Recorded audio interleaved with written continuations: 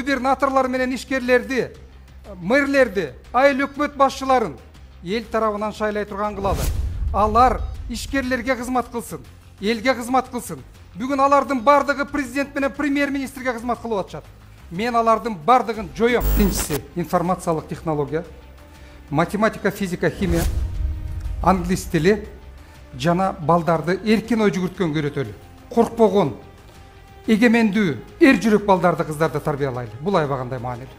Бул менин билим берүү тармагындагы программа. Силовых структур. АКС тоже должны забрать от ГКНБ экономические преступления и создавать самостоятельный орган при правительстве. И АКС, и Следственный комитет должны подчиняться только правительству.